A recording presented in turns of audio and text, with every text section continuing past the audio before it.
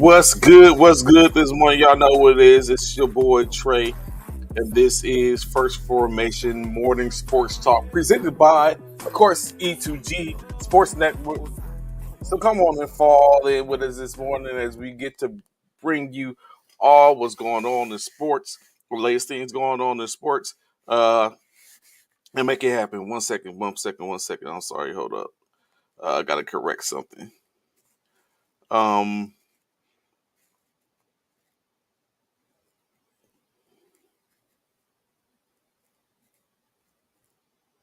1 second, please.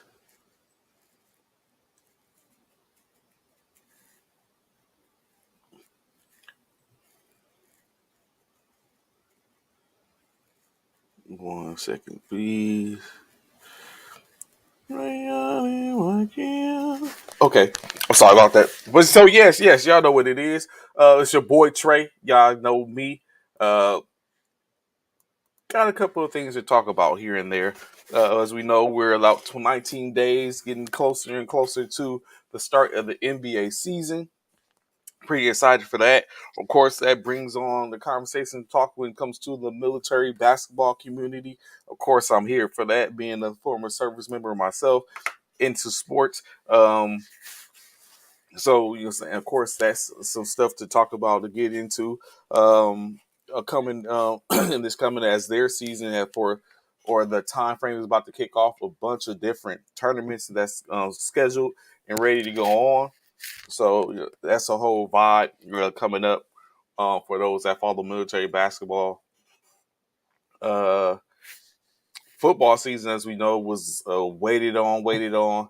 I don't know. I guess why the jury's still out for me is if I am or I am not disappointed in the season so far. I guess I won't say it is because there's competition going on. I guess you could say there's not a clear, concise, dominant organization or team at this point, in my opinion. Um, which we get to. I don't want to get too far into it, but plenty definitely going on as we get into it this morning. So let me pull it up and see what topics I have for y'all to start off. Real simple, two parts conversation, NBA conversation, NFL conversation, and we'll see what that ends up sparking.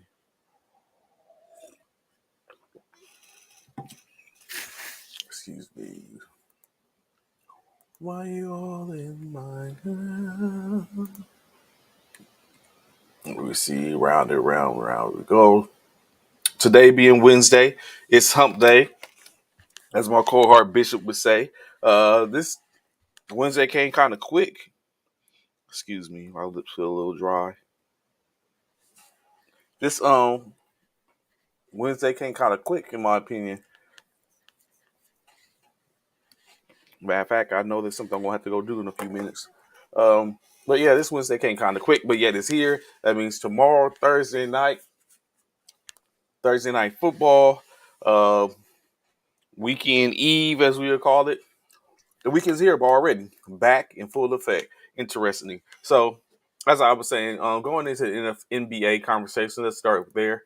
Um, of course, with that in the NBA conversation, it's interesting. Some things that are going on in the Phoenix Suns organization, as we all know.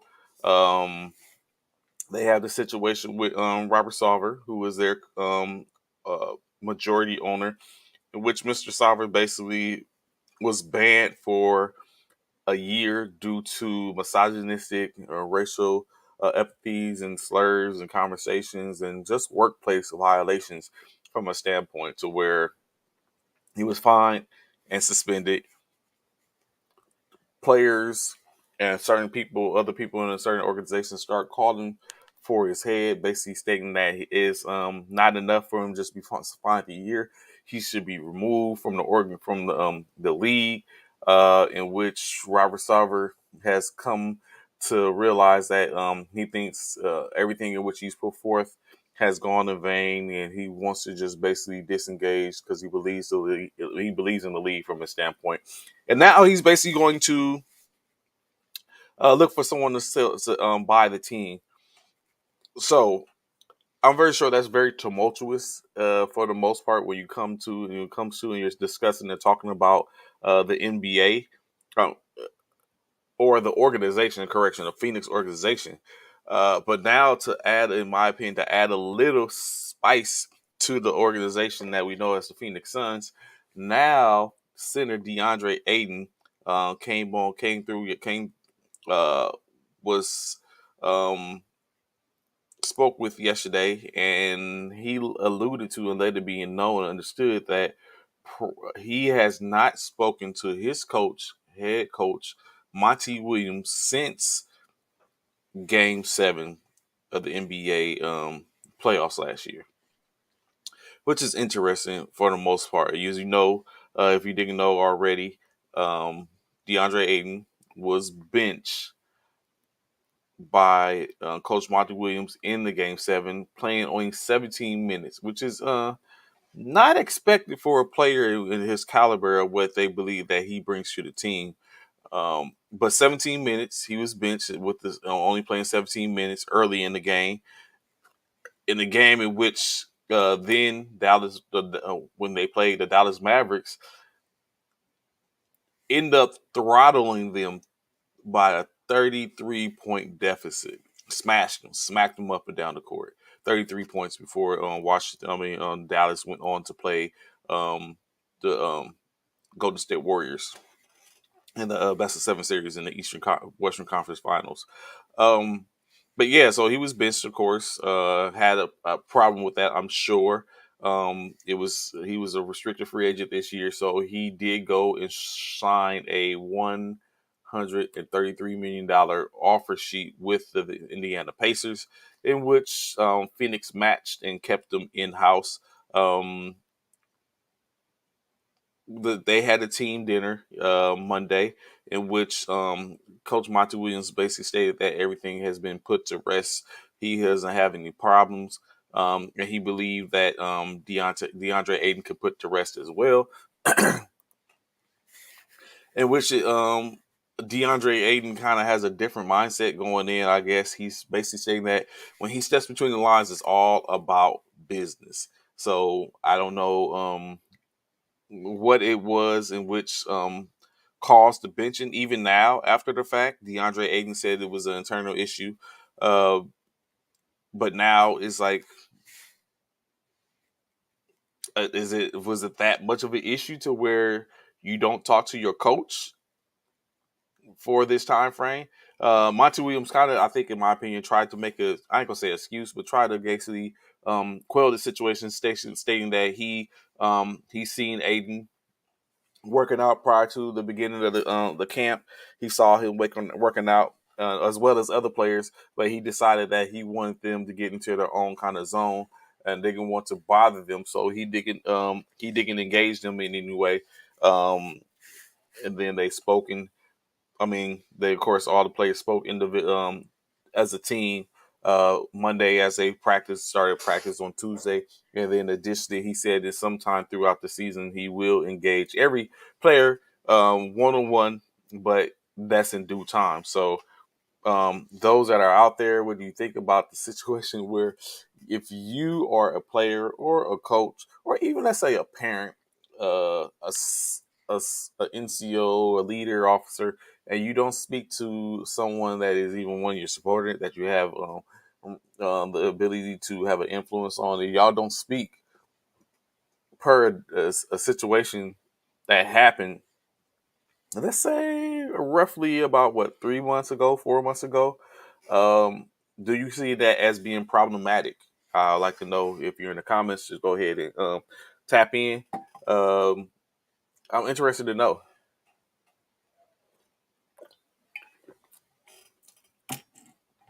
I definitely would see it as a little bit problematic, although I could see having that not really caring or not really not I ain't gonna say caring, not letting it affect you to some degree, even though it does. I'm sure it does affect the individual, especially when you're supposed to be engaging with one another, talking to one another, the rapport in which you built. Saying honestly, I would just at minimum like to know, does this affect us as a unit, as a group, me and you?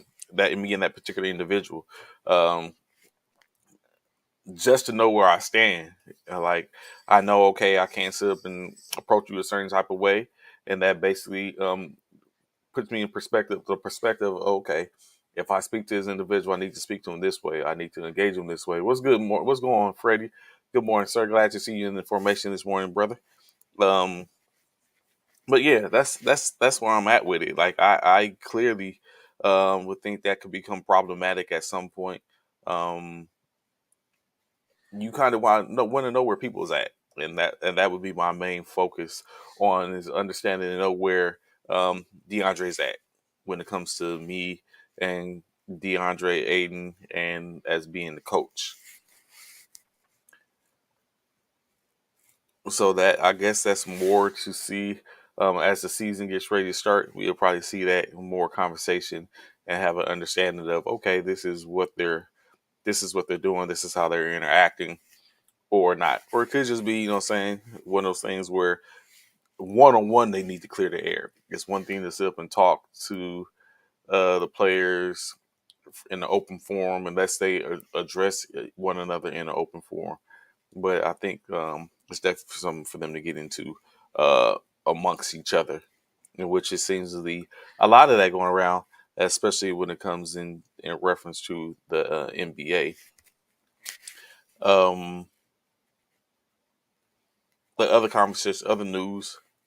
Uh, Actually, there's more similar conversation than that, but I want to touch on a couple of other things first before going to that. I just don't want to bombard y'all with, what I'm saying, potential tumultuous situations in organizations. But what is seemingly also a tumultuous situation going on, the Chicago Bulls guard Lonzo Ball is scheduled to have yet another knee surgery, which will be his second surgery since January of this year, and third surgery overall, as he had a surgery back in 2018 for his knees when playing with the Los Angeles Lakers.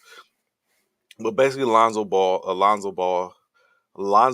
has basically stated that he has pain still, even though he had surgery not too long ago, as he was injured in January and was out the majority of the season.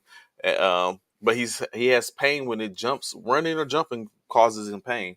Of course, they've done tests, MRIs, and yet they said they cannot still see what potentially could be causing him any pain or discomfort after the surgery. Even additionally, he said he has problems with just regular activities and functions, like I guess you could say walking, climbing stairs, gives him pain and discomfort. Which, of course, not just as a athlete, but as a individual and a person, that could be very um uncomfortable. He said of course, they say he's expected to have surgery. He's currently in Los Angeles. He's going to expected to have surgery in Los Angeles, and then recover there for about 2 or 3 weeks. And then expectation is he's going to go back to Chicago so yeah, he can rehab and be around his teammates as the season gets ready to kick off. Um, at this point, doctors do not know or get what is causing these issues or problems. So the ideal is that they're going to, of course, open up for surgery, see if they can find out what the issue is, and then fix the issue. I think that's I would say that, I mean, I'm no surgeon or anything like that. I would think that is a little backwards, maybe, to the point of where you don't know what the issue is, but you're just going in to see if you can find the issue and then fix the issue. In which, if you don't know what the issue is, obviously, how do you know what it is you're going to do to fix it? I'm presuming that they have the capabilities to do so, but I would be a little leery of doing such a thing, based on the fact that you just don't know. Um, but of course, I'm very sure he has the best doctors that are out there, especially being in California. So they're going to be able to um, do that and take care of that situation as soon as they know it. So potentially, we're looking at a situation to where Alonzo Ball can be out the whole season, maybe. Um, Being that he was out the majority of the season last year, now you're looking at coming back and he's going to be out a majority of the season, possibly the whole season. This year, after you just take into consideration, he only played 3 months for last season before he went through his injury. And here it is. We're getting ready to start at the beginning of the injury. I mean, the beginning of the season again, the following year, and he's still having issues. But of course, we wish him well in the surgery. I think he's going to have the surgery tomorrow. Um, a speedy recovery. Lonzo will get back on the court. Uh, and transactions, NBA transactions. OKC, Oklahoma City Thunder, have received forwards Maurice Harkless and Vit Keschi from the Atlanta Falcons for a 2029 second round pick and other draft consideration. Both players have average career averages of about 6 points apiece. Of course, Mo Harkless has been in the league longer, as he ended, I think, 10 years, 10-year veteran, as he came in the league in 2012. And Vitt came in the league last year, second round draft pick, which he's only played 30 games. But of course, if you think about it, they're trying to find um, formidable replacements or something that to double up to replace the what they have in because of course they lose Chet Holmgren, in which Ball Harkless is going to fall into that $4.6 million exception for Chet Holmgren being out. So he fits into, from a financial standpoint, he fits into their plans, and maybe offensively he'll be able to do something. You could expect that most likely one or both are going to be rotational players that might see a minimum time in the relief of certain people. So, but more to come. Of course, ideally, the best thing would be for them to be able to contribute immensely in the absence of Chet Holmgren, and basically be a situation where they get more bang for their buck. But it remains to be seen. Of course, one of the hardest things is the rotation, finding a good rotations for your players, and that are synced in together.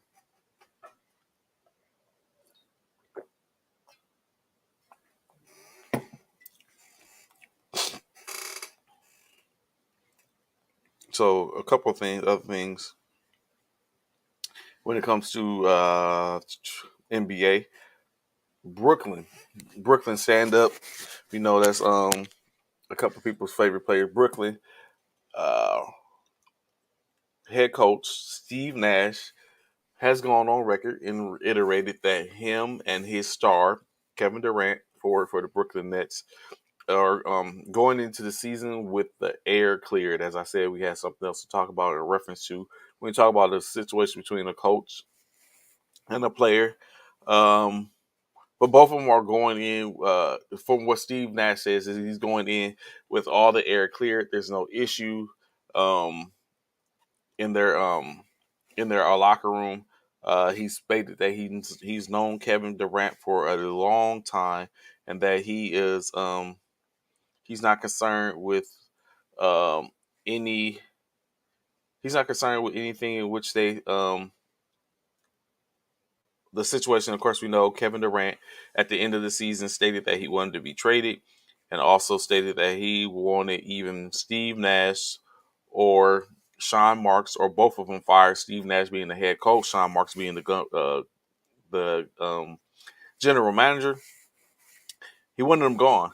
So I'm very sure that's a hard pill to swallow. Luckily, fortunately for Nash, that his owner um, Tasai was on his side, and he stated that that he's going to side with the coaches and the general manager, and that he's not going to fire them. He doesn't see a reason to fire them at this point, um, and that they have to work it out. So, a quote from Steve Nash is that we're fine after we're good ever since we've talked. It's been a like nothing change. I have a long history with Kevin Durant. I've loved the guy. Families have issues, and we had a moment and it's behind us. That's what happens. It's a common situation in the league. He goes further. I'm going to say, continue quote is, we all are hurting, seething to go through what we went through last year, not being able to overcome all that adversity. Sometimes you have a perspective because of your expectations to win, but then really we were able to talk and discuss what we can improve from last year, and always keep perspectives. Uh, we want to. We went through a lot of stuff, unquote, for Steve Nash. So my thing is, how do you come back from that? You have a player from a player's aspect. I want to look at both aspects and both perspectives. From a player's perspective, how do you? I guess it's different for Kevin Durant because he's Kevin Durant. He's one of the top players. Even just of recently, when we looked at the ESPN top 100 players in the NBA, Kevin was 8 of 100. So you know, saying with that, you really don't have to worry about a coach kind of like diminishing your play time or doing anything that was unexpected to you or that could be detrimental to you in your career. So in that sense, you know, what I'm saying, it doesn't count for Kevin Durant. But however, as a if you're just a regular player, like how do you come back from that if it was something that was said and taken out of context, or was said that you didn't care too much for your coach and all these type of things? Like, are you gonna have to deal with that for the most part, or even from the aspect of which is more conducive to that of Steve Nash as a coach and your top player, maybe top two players, when you take into consideration the Kyrie Irving situation, the supposedly alleged the give Kobe back his MVPs you stole from him, that type of stuff is like, this is an admiration that your players have for you. Like, that's got to be a tough situation. That's already, in my opinion, a hostile work environment, and you're supposed to be the one that's leading and pushing these guys, and to have one to blatantly disrespect you in conversation, and then you have another that basically calls for your job, your livelihood. How do you come back from that? Like, how do you sit up and come back and win the locker room and put forth the best? I mean, you can put forth the best effort, but how it takes a lot. I'm very sure that's a whole lot of that has to be accomplished in order to make that happen. And I just wonder how is all that going to get accomplished. I mean, I don't have to worry about that type of stuff. What's good, Commissioner Myers? Good morning, sir. Guys, see the information. How's everything going out there in Colorado? Getting ready for the I'm very sorry start the season. Oh yes, I agree, Coach Commissioner Myers. I'm very sure it's easy to come back from. I mean, I'm very sure it's possible, but I guess, is it possible in the same in the same in the same space?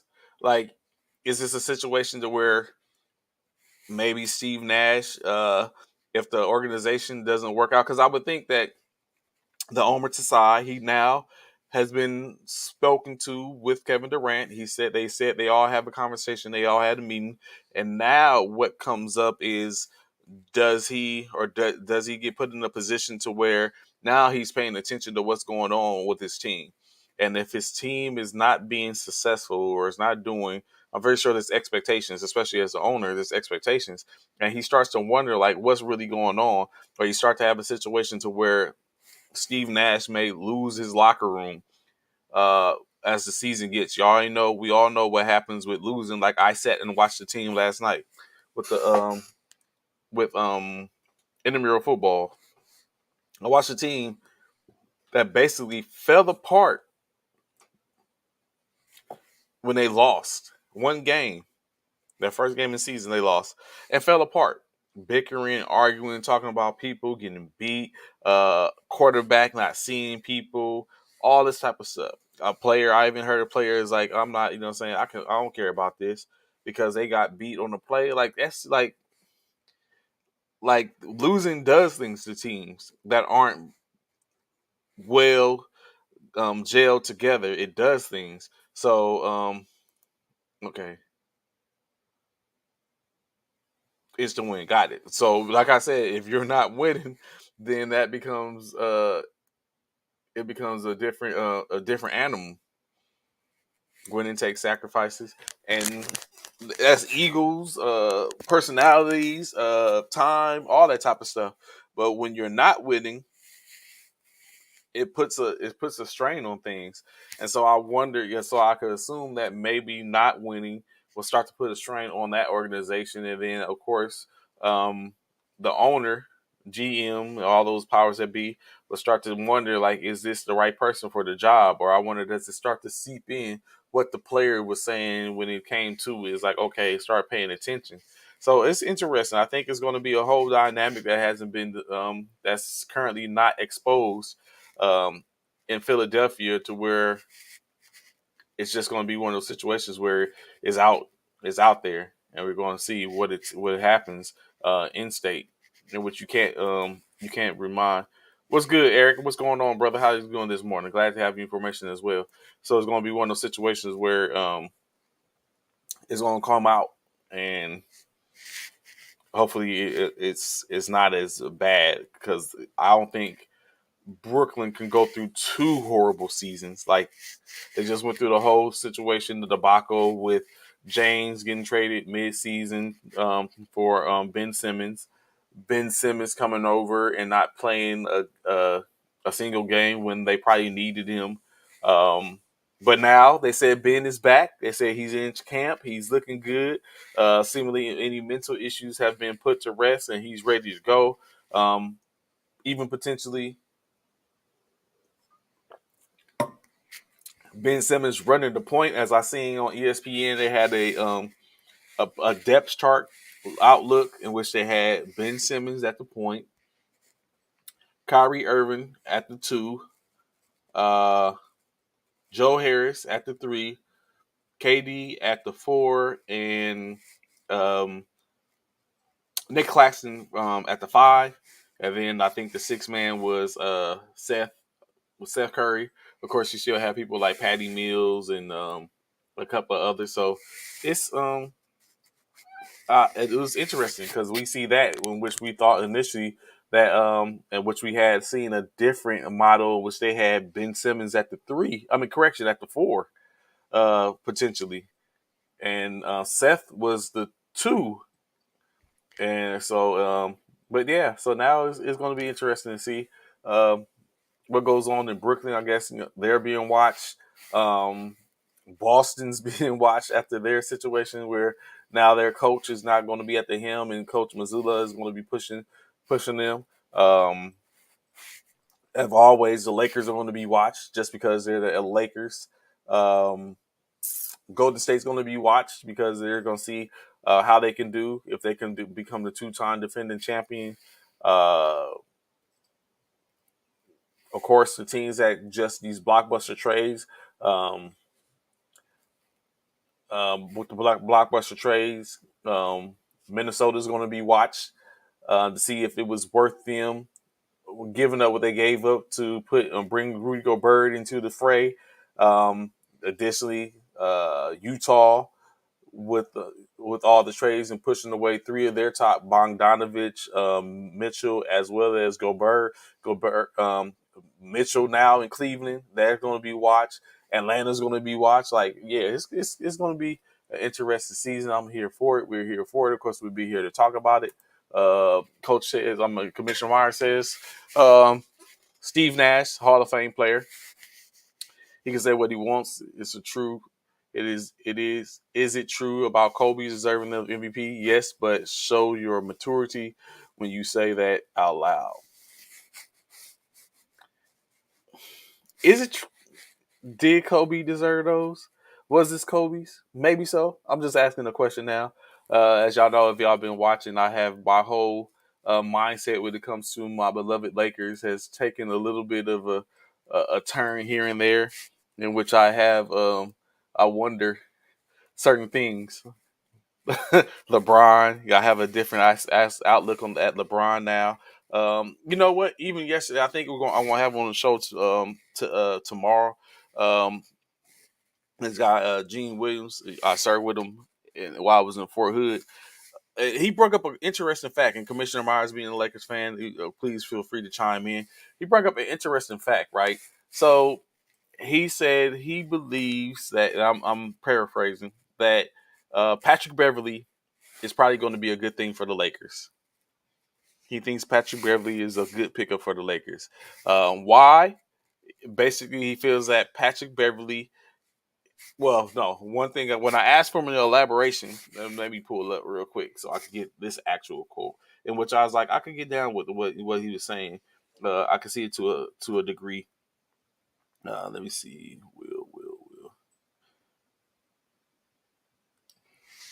Basically said it's attitude. LeBron, Westbrook, and AD all have gone Hollywood. Seemed like they lost their grit. Patrick Beverly not starstruck by them, and he doesn't care. He is a player that always other players hate playing because he's an unorthodox and wild, and he'll be the dude that's on the team who doesn't care, the superstar, and he's going to play in different practices, going to call you out, and saying zero excuses. So basically, saying that Patrick Beverly brings a type of attitude, and I guess you could say moxie, to the organization, to the team, to where he's going to go at you. He doesn't care about your stardom, who you are, and all that type of stuff. He's going to get at you. He's going to sit up and call you out, and going to and going to challenge you. In which it sounds like he's saying that LeBron, AD, and Russell Westbrook need to be challenged. So I wonder, does everyone that's currently watching in different aspects, do we agree? Like, that is needed. Not even just an aspect of the Lakers, because this is not going to be a drag the Lakers session. But I just want to know, from a standpoint of any organization, do all organizations need that type of player on their roster? And is it really actually beneficial to have that type, or do you see a situation where that can be not as beneficial, because if you have a player that has basically been coined that, and yes, that stigma, to where that can be done at the moments in which it doesn't, mean where it can start to become toxic for the locker room. In the case of the Laker, I agree with what Gene was talking about, what Will was talking about. Like, you need that type of person, and as long as those ads, Westbrooks, and LeBrons are willing to listen, or can take some of that, glean some of that from there, and hear what's being said and go about it. Of course, not Westbrook. Beverly is somewhat of a lesser uh, player when it comes to the four of those names which you talk about, where you put them all in, but that doesn't mean that he can't be heard. So I'm ready to see what's going on. You know what I'm saying? Of course, I'm not going to sit up and think, 82-0 season with the Los Angeles Lakers, but I'm looking forward to be able to get back in uh, at minimum to the playoffs and see what type of noise we can make. Okay, Eric, every player should hold each other accountable. But what does that look like, Eric? Like, I agree with you, but what does that look like? What does that look like from your standpoint, or from your opinion, when it comes to holding each other accountable? And when you hold one another accountable, sometimes it has to be those uncomfortable conversations, I'm sure. So when you're having an uncomfortable conversation, is it cool to react in a certain way if you're able to get back to have an understanding of one another? Like, what is holding accountable, or what's your definition of holding accountable, of anyone? That's an answer to any a question to anybody. What is the definition of holding accountable?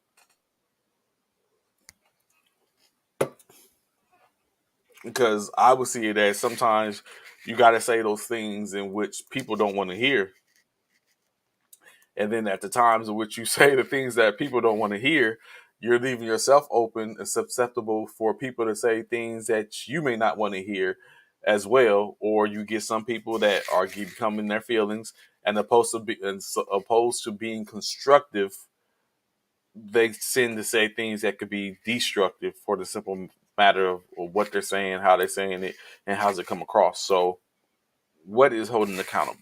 Like, is there a possibility, and this becomes a life situation in general, like, is there a possibility for things to be said to where this is from a team aspect?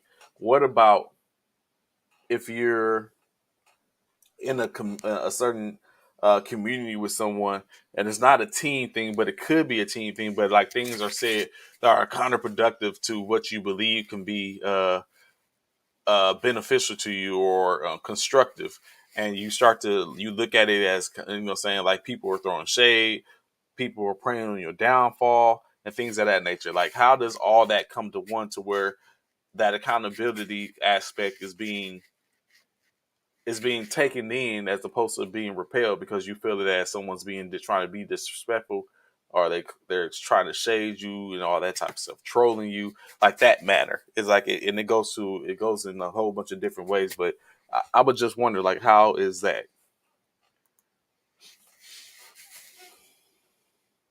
If a coach, what's going on, Cornelius?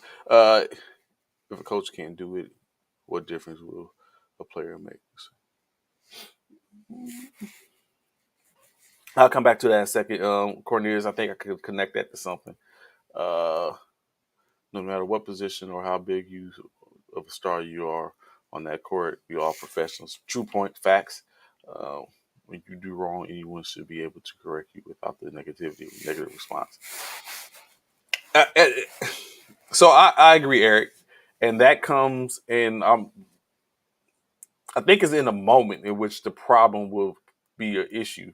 Like in the moment, you're probably not trying to hear that. Players probably aren't trying to hear that. Think about when you're saying if you was doing something. I was just having a conversation last night, and what was the show I was looking at?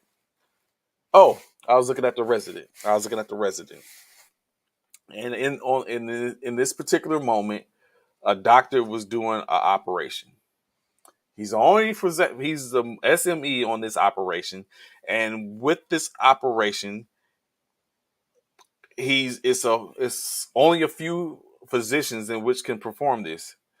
And at that particular time, he's doing what he's got to do. There's a bunch of doctors are sitting around watching. There's a bunch of doctors in the room. There's a lot of emotion going around because the person that is being operated on is a is a uh, is a close friend to a lot of them. And in that moment, he's doing his thing, and you got so much chatter going on the side. People trying to tell him like, "Hey, this is going on. This is going on." And in my mind, I was like, in those moments, I'd be like, "Yo, chill for a second. Like, let me operate." And so that could be sometimes the same thing that happens when you're getting that constructive criticism, which you're talking about, Eric, where you like, but so I think is also a time and a place for it, and you just have to pick those moments. And I would wonder if that's going to be what the case is. Like he's just saying, Patrick Beverly, is he going to be able to, because the stigma is that he's that person? Is he going to be able to know when and where to enact that type of the type of leadership, or is it just going to be he's going to be reckless with it at any time, all time, and basically, you know what I'm saying, have be free of care of how people foresee it or how they receive it, and going from there? Because you can expect the negative response at times. You might get someone's positive response. Uh, the real ones will sit up and recognize what's being said and be like, okay, you know what I'm saying, or you know what I'm saying, and maybe come back and re-engage and be like, hey, I completely with you on this, but you know what I'm saying, that's not the time. And so I think it's just going to be. I hope it comes out during the spring practice, spring training, or this training. I'm sorry, not spring. The trainings, so that way they can kind of start to get into it. It's like okay, and feel and get a flow. Because of course, when they get on the court in a couple of weeks, it's going to start to get a little late. 1 second, hold on.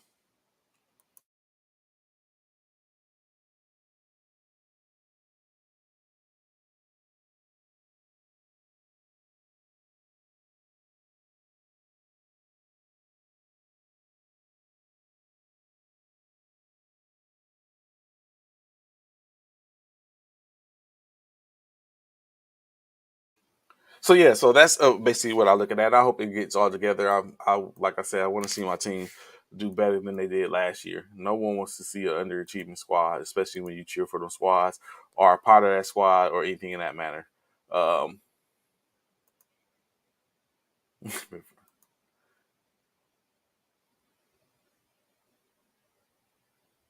you know what? That's a good point, Eric. The definitely of respect. You know, what I'm saying have to have that bond uh, to be able to engage with one another for the most part, and be able to feel like they can talk to an individual in a certain way or whatever case like that.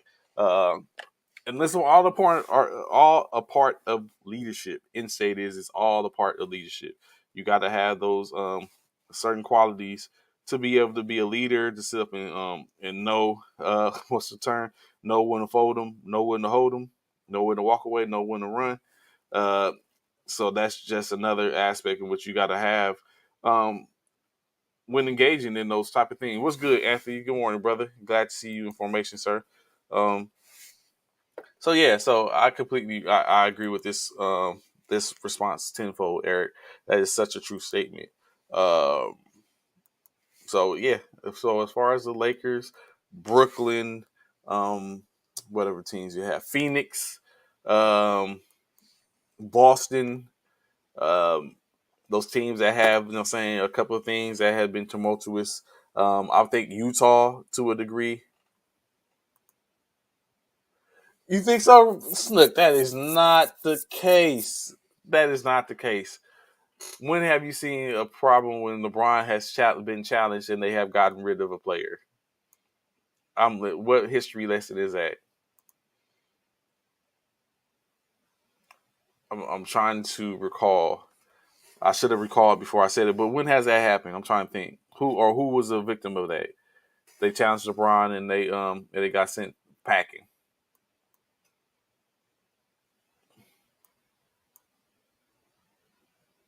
The only one I could think of potentially may be Russell.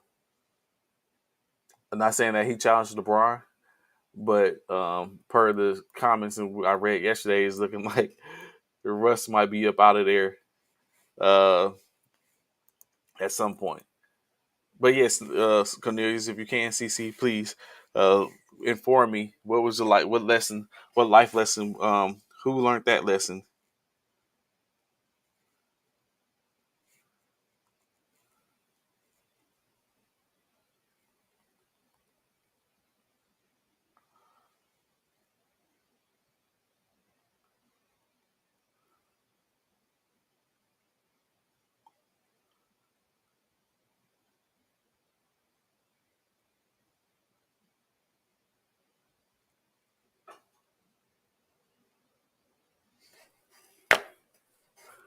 Okay, that I, I'm thinking player CC. So yes, true enough.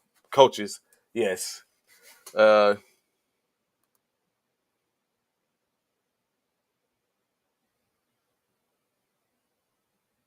so I don't think that Anthony. I don't think that Frank Vogel was a LeBron situation. I just think it was a situation to where um, there wasn't any after they won the championship. Frank Vogel did win the championship. He did bring number 17 to the Lakers. There wasn't any growth with the team after that. So I think it was just a matter of time. Anyways, when you especially when they went through and brought in future Hall of Famer in Westbrook, and now you have a situation to where you don't even make the playoffs after that. You went from squeaking into the playoffs the year after their championship, and then the year after that, in which they got gentlemen swept, and then the year after that, you get you don't even make it into the playoffs. So I think it was just uh, a quick hook by Jenny Buss, and which and now I think her hook is even swifter to where there's certain expectations of a Laker organization, and she's going to do everything in her power to make those expectations fruitions, and anyone could get it. So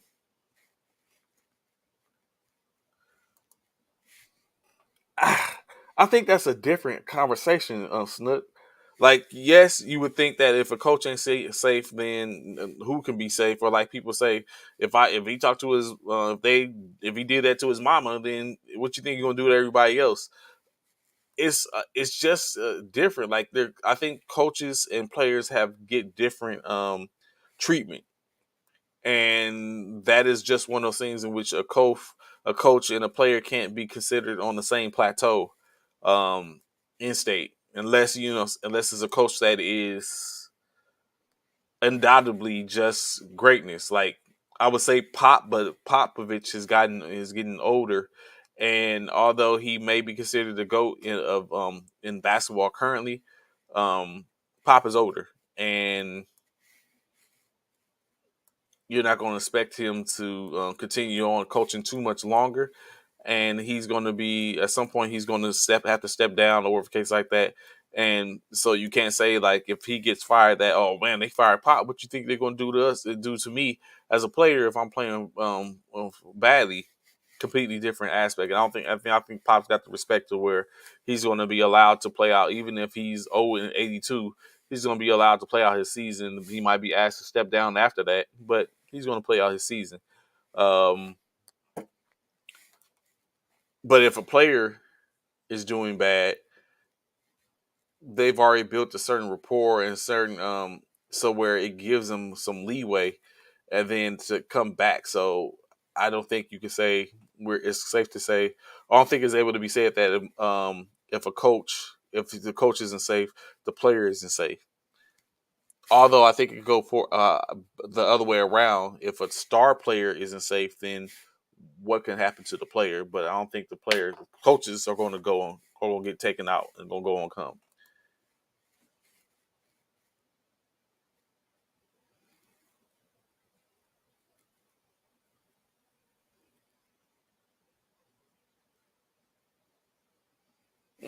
That's a strong statement there, Eric. But I can feel where you're coming from. It's like but like it's the power is like it's a power that's given similarly, like a power that he has. Like, okay, like players don't have power. That's in state. I think players' power only goes so far, and I think it was clear and concise with the flex, although it was taken back. But the flex in which presumably was looked in which I'm not AD, KD and Kyrie tried to do, in which it brung on conversations, but in state is it wasn't going to happen.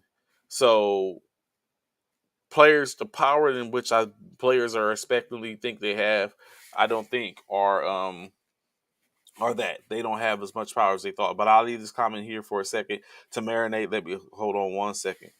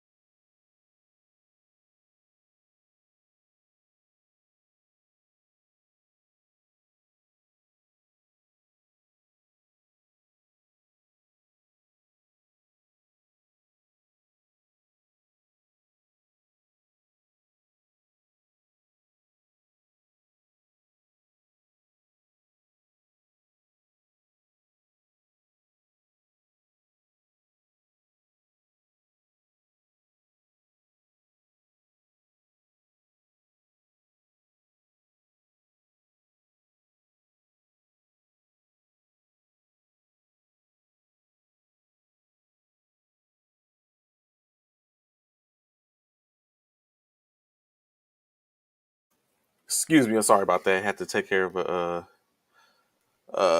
upcoming event. But yeah, so going through the comments again, Cornelius players like Kawhi, DeMar Wood have went and teamed up with LeBron and said, "Heck no." Even Paul George, the younger players have spoken. So, so,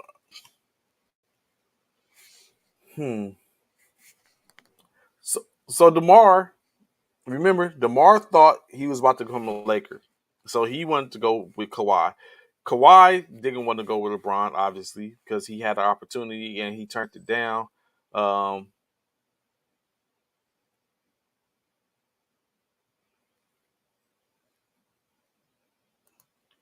LeBron picked up players he want and coaches he will want who has power like that. Other than LeBron Curry, I don't think so. So I'm not going to say. So I think what it is, it's not the. So within an organization and team, LeBron may have power. That is prevalent. He within an organization or on a team, LeBron has power. From a league aspect, LeBron does not. Is what I think Eric is trying to say.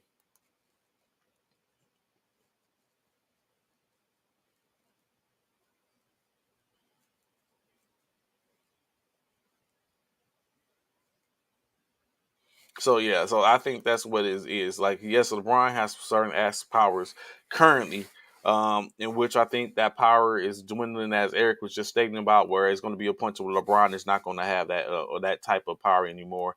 Uh, Ticket sales and stuff like that. He's a ticket, he's a box office for that currently, and at some point is going to become. He's not going to be, and they're going to, they're going to move on from him, which is understandable. So definitely a good conversation in which you have to where it's your. I mean, like Eric said, it's entertainment at the end state, and it comes in many different shades and forms. And of course, like you said, we got popcorn. We're here for it. So, like I said, look forward to the season, upcoming season. About 19 days away. We'll see what it do. All those teams, Mavericks, the Rockets. You know, what I'm saying, with some bunch of diaper dandies. Goodness gracious, the Rockets team is so young. I wonder what Mr. Silas, Coach Silas, is going to do there if he can make some things shake and pop because they are young.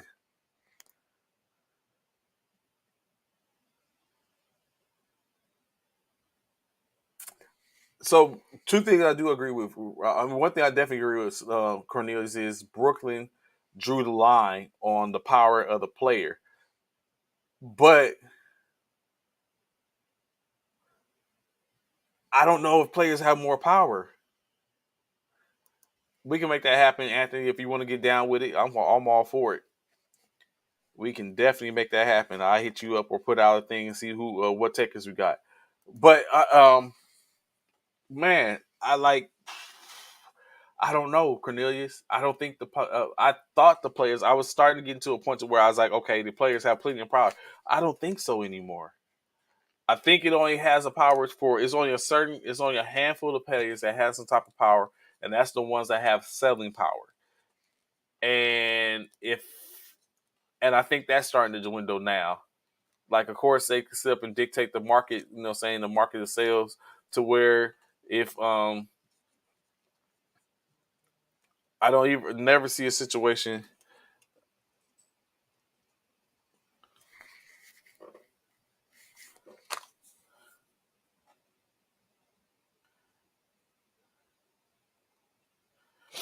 I don't see any situation in which they a situation where a Los Angeles Laker loses a lot of star power and no one's going to see Laker games. That's I don't foresee that happening.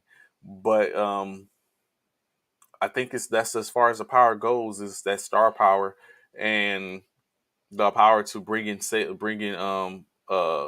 people in the seats.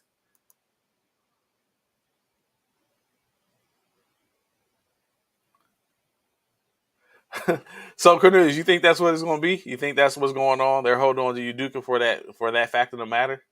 If Missoula does well, they're gonna get rid of Uduka.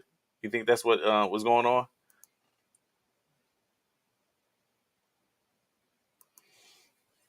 Interesting. I can see where you're going with that, Snook. I don't know if I believe it or not. Well, although I wouldn't put it past. Uh, definitely interesting. I had to keep an eye on that and look at it and look and see if I could do a little more delving into that situation to see if that's what we're looking at. Um, let me see if I have any more NBA topics before I get into a little NFL talk. Um, uh, I save that. I save that. What's good, Frat? What's going on, Zach? How you doing? How's living life in Hawaii, brother?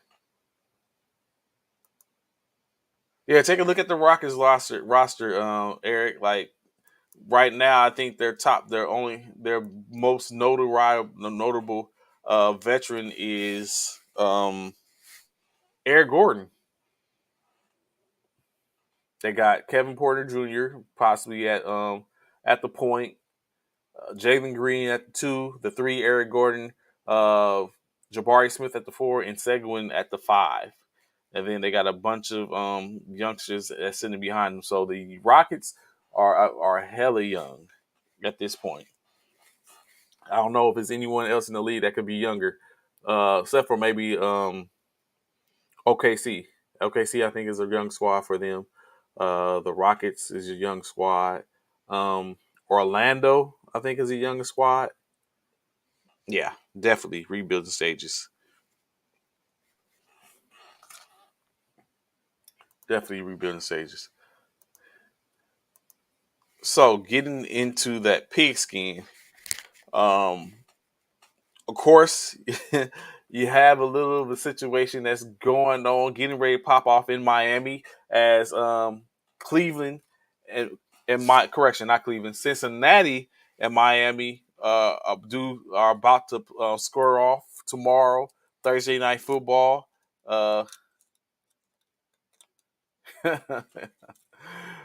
uh, they're about to get off Thursday night football, in which once Tyreek Hill realized that they are playing Cincinnati, he took it as an opportunity for to shout out or call out or remind cornerback Eli Apple that he owes him. He owes him. Of course, if you remember, Eli Apple had a game TD saving, touchdown saving tackle versus Tyreek Hill before uh, halftime in the AFC Championship game, in which he stopped Kansas City from taking what was that, a 17-0 lead or something like that, in which they were able to go ahead and come back and win and punch the ticket themselves to the Super Bowl.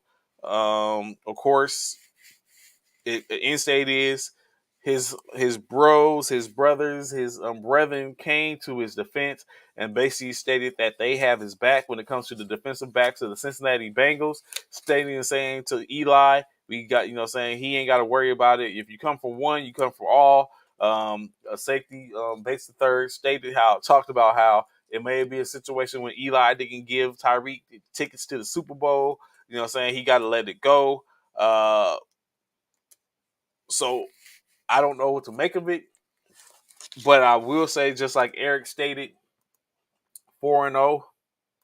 He Miami will be 4-0 most likely. I'm taking those odds.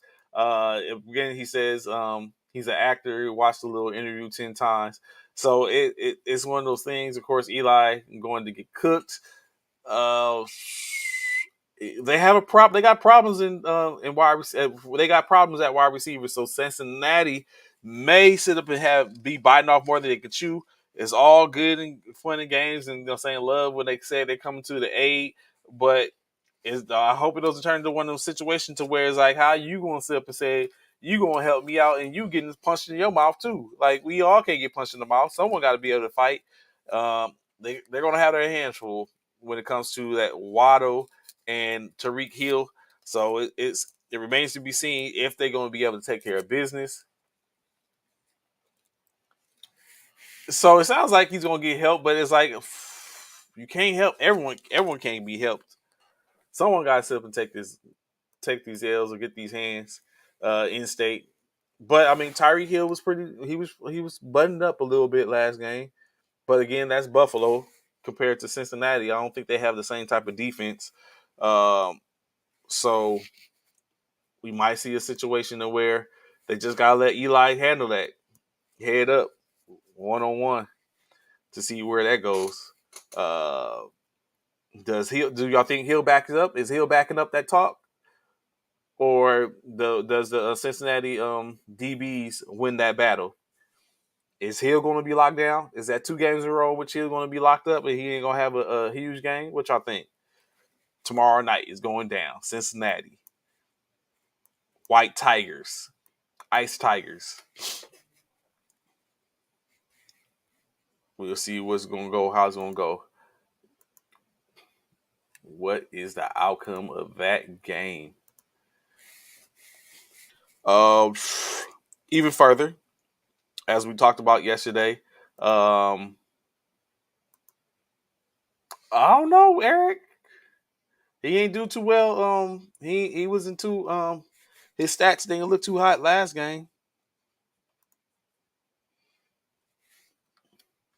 They not gonna leave Waddle 1-on-1. Now that's if they leave Waddle 1-on-1, that's probably who's gonna get cooked. I don't think they're gonna do that, Anthony. I'm very sure they're gonna have a scheme to try to hold it down. Well, of course, you know that scheme is probably gonna be um, zones, a lot of zones. And let Tua try to make Tua beat them other elsewhere, brackets and stuff like that. But I mean, they got a lot of whoa, really, Snook? That's how you feeling?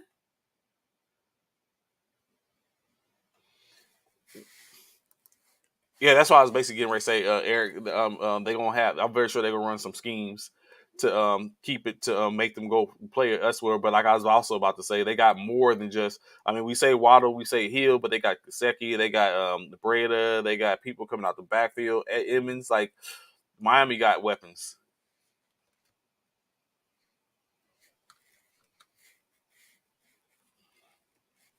Okay, I'll give you that. We'll see. I hope they don't lock them down. I mean, I need them points, but we'll see.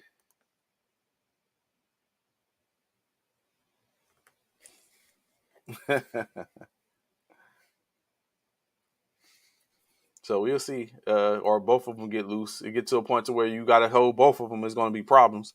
Then the whole team start eating. It's like, man, we can't do this. It's a whole break. But we'll see. Like I said, tomorrow we'll be able a first game. And pick and go in and pick those Thursday night football. And get ready for the weekend.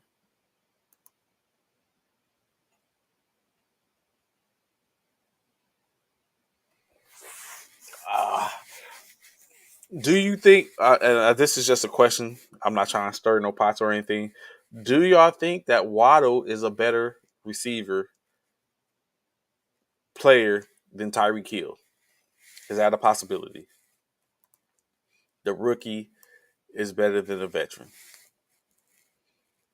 What do y'all think? Yay, nay? I'm just wondering.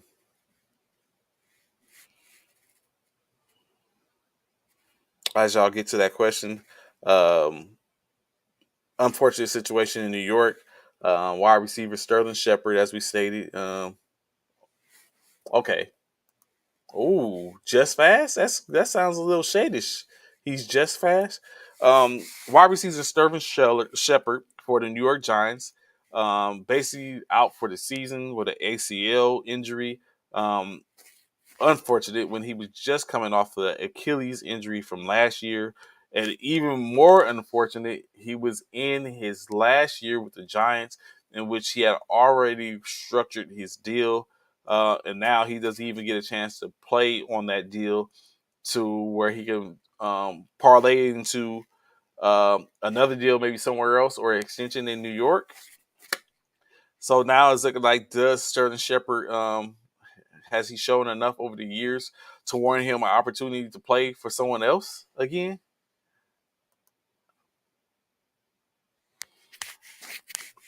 So you know what, CC? To go back to that Miami's thing, that's what I was saying. Like Eric was stating that saying teams get bracketed, teams get schemes and stuff like that. So it just happens for some teams to hold down. But 200 yards passing. But again, like I said, taking consideration that was the Buffalo's defense and not Cincinnati. Does Cincinnati have the same caliber defense as the Buffalo Bills? I don't think. I don't know. I don't think so. So we might have a situation to where there might be a lot going on tomorrow night, in which I have to watch it from my phone because I'll be at work. We got games tomorrow night. But yeah, so it's just one of those things. Like it might be a whole lot going on tomorrow night uh, for that game. But back to the New York Giants Washington wide receiver situation. Now they have turned into potentially Tony, who's currently out with a hamstring injury. Uh, Holiday, who has not produced anything since he's been there, struggling, so to speak. Um, like, where does the Giants go to now? They can't just rely on Daniels and Saquon Barkley, and Daniels to run the ball all over the yard. Like, where does the New York Giants go? Where does Coach the ball go now with this situation called Odell? I doubt Odell is coming back, but I mean, money talks. Where do they go from here? Who are they willing to pull up and bring in to try to set their ship right? Now, coming off a 2-1 start, where in other seasons they've been 0-3. Like, is this now that point, the dismal point, to where now we have to look at this is going to be uh detrimental to the New York Giants? I got them selected to win this week. I think I'm going with the Giants this week to pull out a dub to get a W. So Anthony? What do you mean they don't know how to use their wide receivers? Is it they don't know how to use their wide receivers? Is it that they don't get enough time? That Jones doesn't get enough time to get to his receivers? Like, is that an offensive line situation? Is it a Daniel Jones situation, or is it a coaching situation? Which one do you think, Anthony? Since you saying that they don't know how to use him.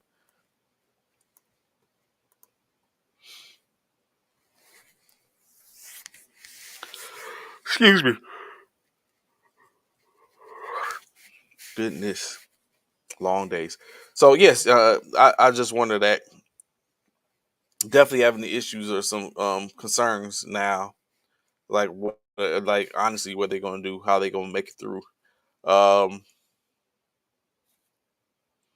course, in other conversation, other action, as Anthony answer that, or we just continue move along. Cleveland Browns are potentially going to be without their star defensive end, Miles Garrett, their edge. Okay, I got you. Galladay and Tony, basically. Um, they might be without their All Pro edge as Miles Garrett. Of course, we know he was in a car accident yesterday. I mean, on Monday, a single car accident in which, come to find out, he suffered a sprained bicep as well as a sprained shoulder as he was in the one car accident. Basically, the highway patrol said that it seems like the car went into the off to the side. Apparently, it flipped and landed on the side and came back, and then basically that was it. They don't see there was any issues, or it hasn't found anything to say that it was alcohol or drug related. Of course, they are still investigating. He did have a woman passenger in the vehicle with her, and which was treated for non-life-threatening injuries. So, in Garrett at the time was driving a 2021 Porsche. I don't know what that starts to come about from there as the investigation continues to proceed, and if they're going to see what is going to be the end state uh, in that. So potentially they'll be without Garrett. You know what? So take a look at these injuries, right? of certain players and trying to bring these players back, right? We understand players get paid a lot, get paid handsomely to be present, right? And play games because they're impactful individuals. Is it fair when players are injured or out to try to have to rush them to come back or bring them back?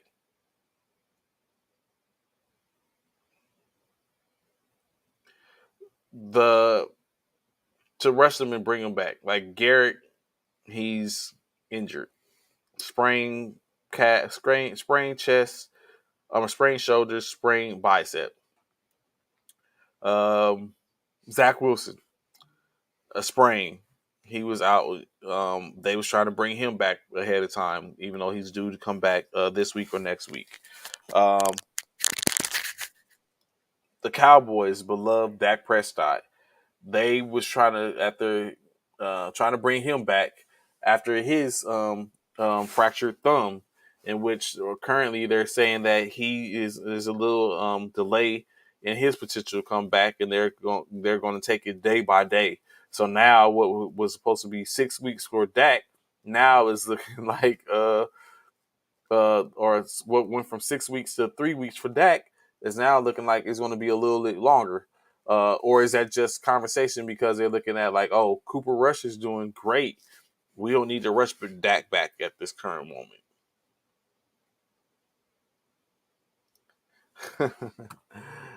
No, Anthony, we're not gonna do that. Now that is what I think. I would like to say if I was a general manager or even as a agent, I don't think I'm pushing those players in that manner. Like you it will be determined if you want to play or not, or if you're trying to come if you're trying to um, delay coming back because you're trying to make sure you're good. I take a look at that and be like, okay, we're good. But I don't think I'm having players to take any shots or any injections or anything like that because I don't want to have that on my conscience and we're just band aiding things. Um, Jerry Jones is a doctor and owner. So yeah, so it's I look at it and like I just wonder if it's going to be what is up with these this that aspect of the game. I think that's starting to be more and more prevalent to having players come back and play when they're at a percent, or is it on the players? Like who is it on? Like even with uh James Cook, I'm not James Cook, but Dalvin Cook, they expect him to potentially play in the shoulder sling for this upcoming game. Like let the players rest. Like give it a chance to rest. Give it a little second. If I can play in a shoulder sling, then why not give me a week or so or a game off so I can heal, so I can be productive for for you the next game.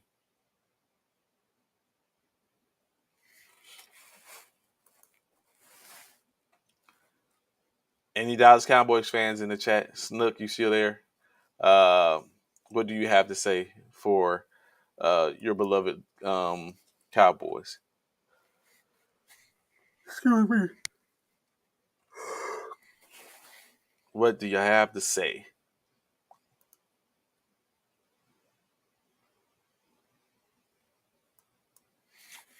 And that could be it, Eric. It could be a potential situation to where they're just throwing stuff out there to throw off the preparation for their opponents. If anyone likely, I'm going to prepare for both anyway, or I'm not even worried about that. I'm preparing for Cooper, and that's where we're going.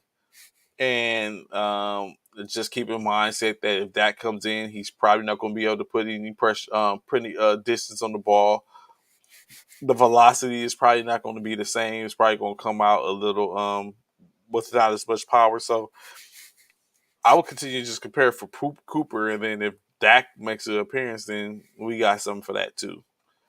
I'm very sure they plan for him eventually already currently. So, but yeah, it's definitely interesting.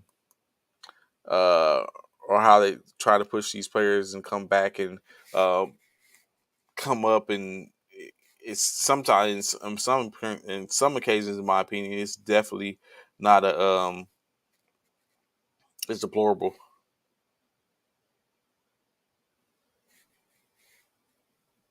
Zach will heal. Jerry's all smoke. You gotta be like you said, gotta be a salesman. Gotta sit up and do what you gotta do to sell, make them sales. Um, need to go to a game. I gotta pull up at a game. I haven't been at a game in the stadium yet. Hell, I haven't even been at a game in my own team stadium yet.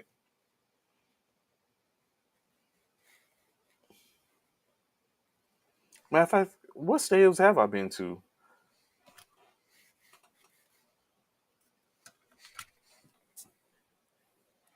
That is interesting. I got to make some start making some moves.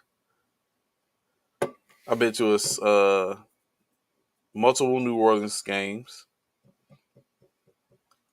Yeah, when it comes to the NFL, I gotta make some moves. Definitely gotta make some moves. I don't know who with me, who pulling up, where we going, what games we going to. I gotta step and start going to some games because I'm lacking arenas too. I ain't been too many. I've been to a Did I go to a Mavericks game? Yeah, I'm way behind you, Eric. Way behind, brother. I'm way behind you. I gotta start going. I gotta start doing this, pulling up at some stadiums, arenas. I'm way behind.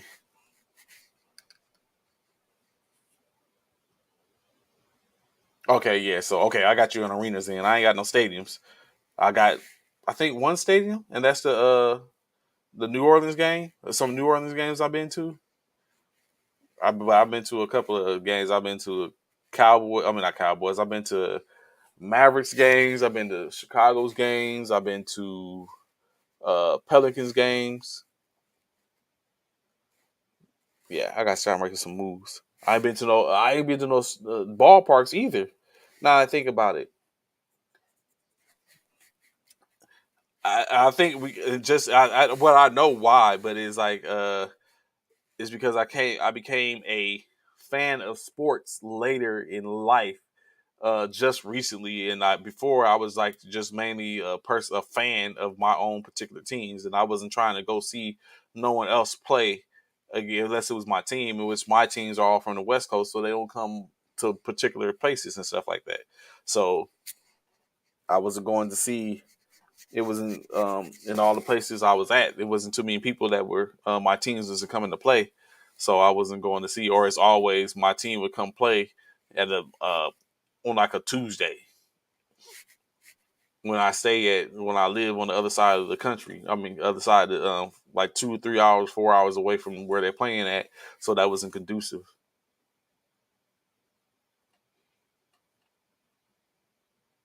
Okay, so yeah, so in the loop, so yeah, so I get that, Eric. So yeah, and that would be the same for me as a dot. Saying growing up with the Dodgers, it just wasn't. I wasn't checking for them like that, so I wasn't always going there, and I didn't have my family wasn't big sports fanatics or anything like that. Um, so it's like me and my brother are more so the fanatics, sports fanatics when it comes to it. So it's a little bit different now. Like if I was home, I'm very sure we'll be hitting a whole bunch of different games and stuff like that. So, but yeah, I'm gonna start. Saying pulling up. We'll have to start hitting up people and be like, "Yo, what's good?" Although I plan to go to catch a couple of the Pelicans games this year. Maybe pull up with the Rockets. Dallas is like 5 hours, so I don't know if I'm going to make that drive, but I mean it's a possibility depending on what's going on. Uh, See if I could get some credentials and stuff like that, and be in a couple of rooms and stuff like this interview. So it remains to be seen. I see, without a doubt. Um, what else? What else? What else? What else? What else?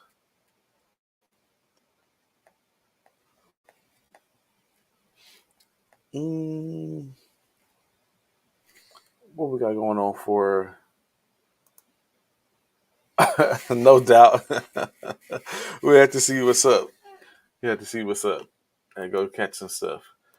Oh, I stand corrected. Seahawks. I don't know how I forgot that. I couldn't stand going to see Seahawks games with 49ers, especially during that time frame. The whole time I was there, the 49ers never won a game versus the Seahawks in their home arena, a home stadium. And to be there, oh my goodness. One of the games I went to go see 49ers versus the Seahawks, and me and my supervisor went, and he was a Buffalo Bills fan. So the Buffalo Bills had just stomped the Seahawks had just stomped the Buffalo Bills the week prior. No, we not going. We wouldn't pull up to the Dallas Cowboys game, or at least not together. But yeah, the Seahawks had just stomped the Buffalo Bills a week before, and they pulled up in San Francisco. They was playing San Francisco, so man, we pulled up there. I'm in San Fran gear. He's in Buffalo Bills gear. We go there, man, and it was a game where Vernon Davis got injured by Cam Chancellor. He broke his ribs. Oh my goodness! I couldn't. It's like and we didn't drive there. We took the train. Oh my goodness! Having to sit up and go back, like you know, what I'm saying it was pretty quiet coming. It wasn't too much talking. There was a lot of 49ers fans that was doing smiling and stuff like that. But brother, when we got back and went to go get on that damn train going back, man, they would sit up and talking. They had a lot to say. Of course, at that point, it's like the no focus is on him because now 49ers just got blasted. And so I'm sitting there on the train. Uh, my headphones had been died. So at this point, I ain't got no headphones. I can't hear anything. But I keeping the headphones on to act like I'm listening to music because I'm not trying to hear people talk trash.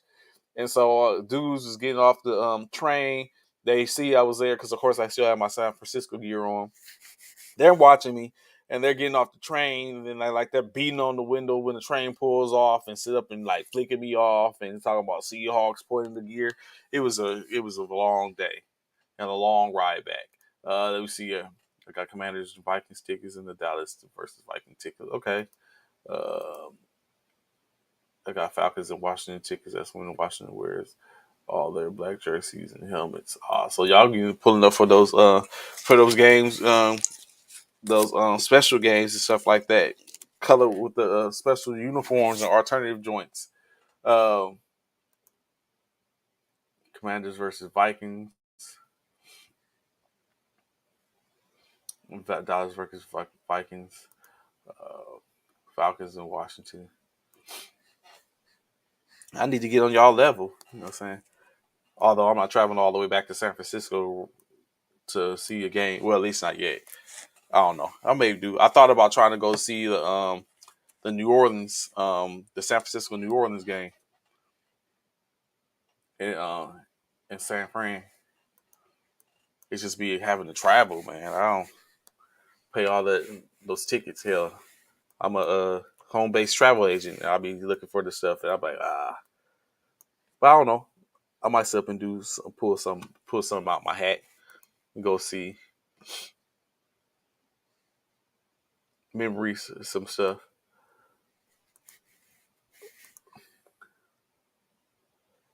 Yes, sir. Super Bowl in Arizona.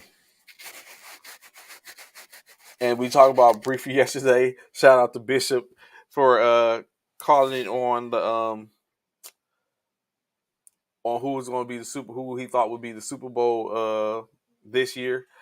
I'm still a little skeptical. I don't know if he knew it and read it somewhere first, or he just happened to say it. But at first he did say Rihanna and Taylor Swift, but then in which it was Rihanna Taylor Swift, but then it came out like you said, and they changed it and said it would just be Rihanna. So, pretty good call. Um, I wouldn't say it directly to him because I don't want to hear him talking about um, he's the GOAT or something like that.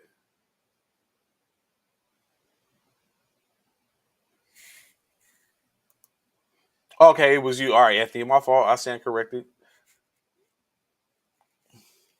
I stand corrected. But definitely, big shout out to that. Um, but being I got to get to work, get this stuff delivered for this special event. I greatly appreciate y'all checking in with us today, being here. Good conversation in reference to the basketball. Always, the great topics. Of course, y'all know where to catch us every Monday through Friday, 09 to 1100 hours Central Standard Time. Uh, be sure to check in with us tomorrow as we're going to be going over our Thursday night picks, uh, covering more NBA action as we get closer and closer to the beginning of the season. So be sure to be right here. We can talk about it and all those other things. It's Trey, E2G Sports Network. Be sure to check out. They have a good selection, especially if you're a Patriot fan. That's where the love is. So you can always catch them. Appreciate, Eric, Anthony, um, Cornelius, y'all all jumping on this morning, rocking with me. Zach, Frat, you stay easy over there in Hawaii. I'm very sure it's not too hard. And we look forward to speaking to you tomorrow. Check us here